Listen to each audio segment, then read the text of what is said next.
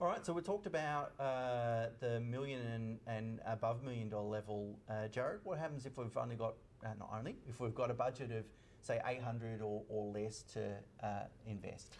If again, I come back to the villa units, if possible, is a good option. So, but that's typically more probably 8 pushing towards 900,000. If you can get into that space, that's a good option.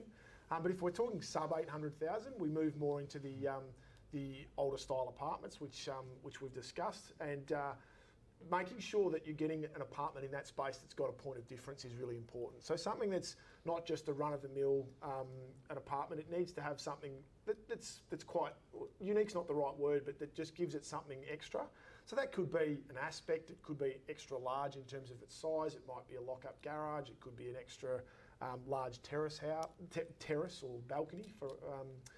To just create that little bit extra for the property. And then it could be that the fact that you might be only in a block of 4 apartments rather than being in a block of 15 or 16. But there's nothing wrong with necessarily being in that larger block either if there's something else about it. So having that point of difference is really important. And again, as I said earlier, that older style apartment market at the moment has actually been the sector that's probably, and particularly sub 800, has probably held up best in the past 12 to 18 months.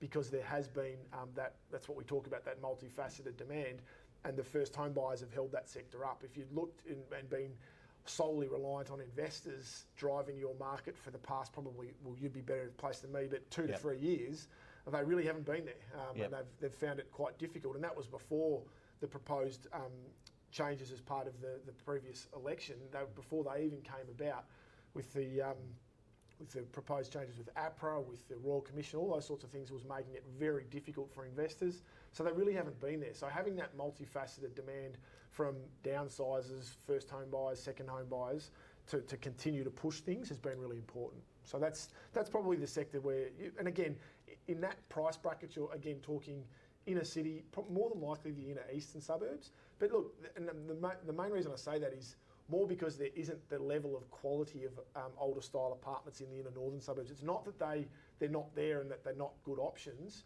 but you're more likely to find a good quality, smaller boutique block in a nice street in the eastern, southeastern suburbs. So that's probably where you will be looking in that sort of price bracket. And the new apartment market, which is, I mean, obviously there's been a lot of new apartment supply in Melbourne and in Sydney, and even Brisbane to some extent as well. So I guess across Australia. But they've got some headwinds, don't they? I mean, they've got, in terms of borrowing capacity of the people that they're selling to, the ability for a developer to get finance, the ability to sell to non-residents, which is greatly reduced, if not eliminated now.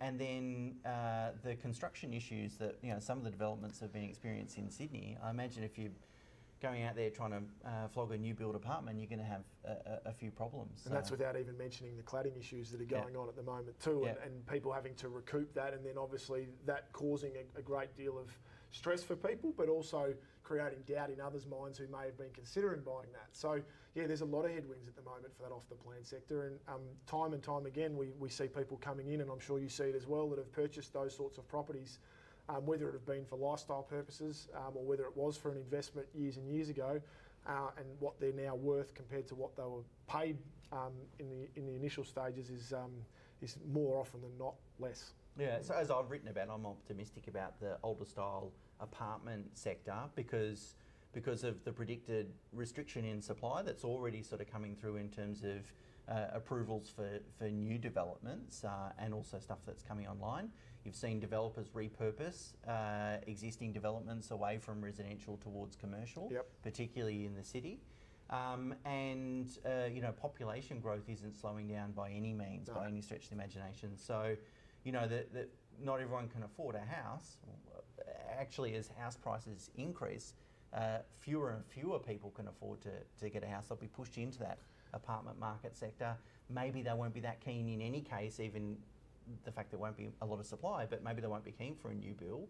And those older style, that are double brick and well constructed and better ceiling heights and better floor plans, maybe they'll come into their own. Yeah, absolutely. The acoustics are one of the main things that we hear about, and the fact that you mentioned the double brick, it's a far more livable environment more often than not, particularly if they're well maintained with good owners corporations to look after the common property, and if the the vendor or landlord of that property is looking after things to keep their tenants comfortable, then they are a really good option. And typically they are more in better locations regarding streetscapes surrounding development, as opposed to being in a more commercial type space or on a main road, as you mentioned earlier, which is off-putting for a lot of people. Yeah.